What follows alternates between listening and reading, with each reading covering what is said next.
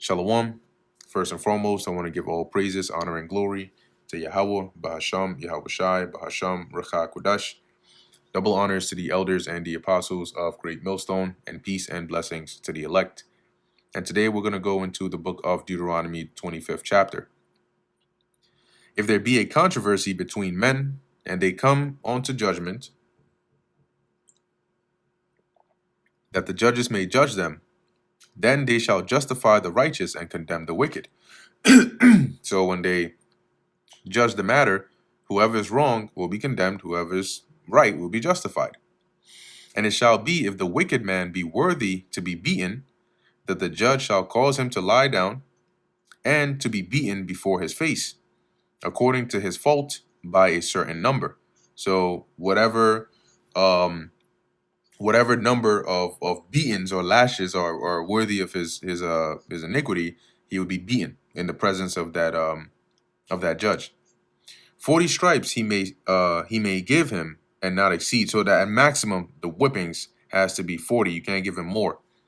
Lest if he should exceed and beat him above these with many stripes, then thy brother should seem vile unto thee. Right? So now it goes beyond just punishment into just straight humiliation.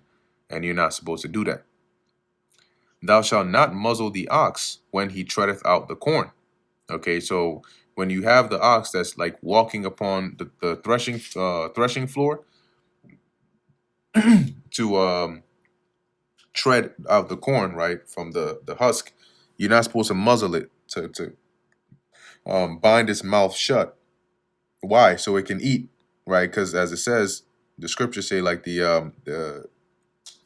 laborer is worthy of the hire, roughly paraphrasing. So they're doing work, so they're allowed to eat. If brethren dwell together, and one of them die, and have no children, the wife of the dead shall not marry without unto a stranger. So you have brethren that dwell together, okay? One of them dies, doesn't have children with his wife. The wife cannot just go and marry somebody else. Her husband's brother shall go in unto her. So her husband's brother has to take her to wife, lay with her, and take her to him to wife, and perform the duty of an husband's brother unto her. So he has to go in unto her, pop her, have sex with her, to give her a child. And that child is to keep the lineage of his brother going, since his brother died before having a child. And it shall be that the firstborn which she beareth shall succeed in the name of his father, which is dead. So that child would continue the line of the father. They wouldn't take on your line, but your brother's line. They'll continue that. So they'll be recognized or reckoned as like the son of your brother, even though you are the one who put the seed in her. It was on behalf of your brother. It says here that his name be not put out of Israel, right? So his line doesn't stop there. And if the man like not to take his brother's wife, so he doesn't want to do it, then let his brother's wife go up to the gate unto the elders and say, my husband's brother refuseth to raise up unto his brother a name in Israel. He will not perform the duty of my husband's brother. So he doesn't want to perform his brotherly duty. Then the elders of his city shall call him and speak unto him. So they'll try to talk him into it, try to convince him. And if he stand to it, he's like adamant. Nah, I'm not. I'm sorry. My taste in women is different than his. I can't do it. I don't. Or for whatever reason, he just can't do it. And say, I like not to take her. Then shall his brother's wife come unto him in the presence of the elders, and loose his shoe from off his foot, and spit in his face. Damn. She does that hawk spit, that hawk tour, right up on that. Oh my God. And shall answer and say, so shall it be done unto the man that will not build up his brother's house, because you've dishonored your brother. So that's the humiliation. And on top of that, and his name shall be called in Israel, the house of him that hath his shoe loosed. Damn. So here it is. They're like, oh, yeah, that's the house of. Oh, you mean the house of him that hath his shoe loosed? And everybody's gonna know exactly what that means. When men strive together one with another, and the wife of the one draweth near to deliver her husband out of the hand of him that smiteth him. So they get into a fight, and one of them starts losing. So his woman is around, and she, she's trying to come and help him. So she comes there, as it says, and putteth forth her hand and taketh him by the secret. So she grabs the aggressor, the one beating her husband's nuts.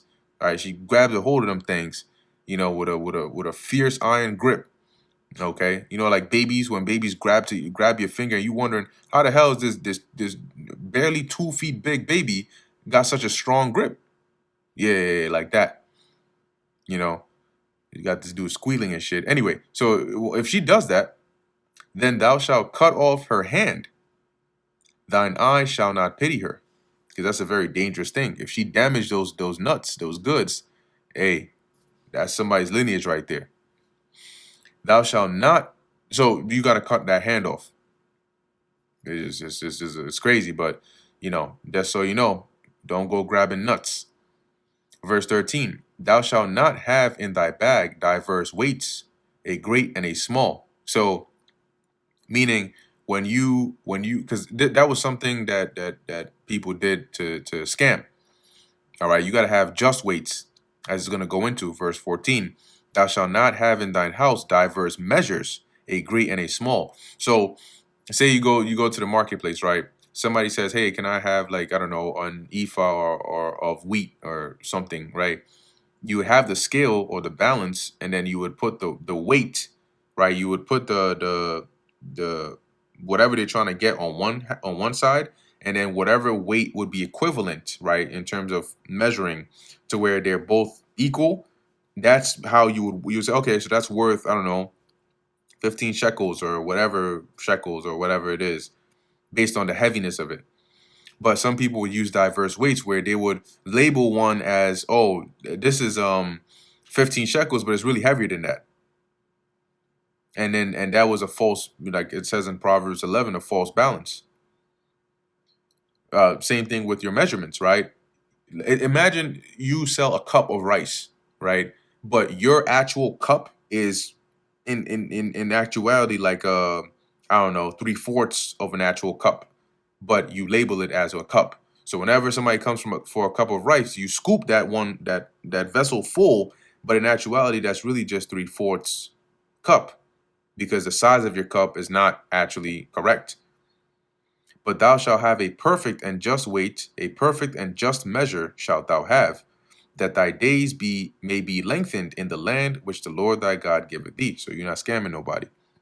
For all that do such things, and all that do unrighteously, are an abomination unto the Lord Yahweh thy God. Remember what Amalek did unto thee. So if you do, that cheating, scamming stuff, that's abominable to the Lord. Proverbs 11 goes into that as well. Verse 17: Remember what Amalek did unto thee by the way, when ye were come forth out of Egypt, how he met thee by the way, meaning in the path, in the road that we were taking, and smote the hindmost of thee, even all that were feeble behind thee, when thou wast faint and weary, and he feared not God. Yeah, they came out to war against us, and they ended up spiting some of us, when they came out against us. So the Lord said, remember that. Therefore it shall be, when the Lord thy God hath given thee rest from all thine enemies round about, in the land which the Lord thy God giveth thee for an inheritance to possess it, that thou shalt blot out the remembrance of Amalek from under heaven. Thou shalt not forget it. Okay? And that is why the Lord sent Saul during that time to go and wipe out Amalek, and then he didn't do what he had to do. All right? And that brings us to the end of the book of Deuteronomy, the 25th chapter. Lord willing, that was edifying to the elect. In closing, I want to give all praises, honor, and glory to Yahweh, Bahasham, Yahweh Shai, Bahasham, Recha Kodesh. And until next time, Shalom.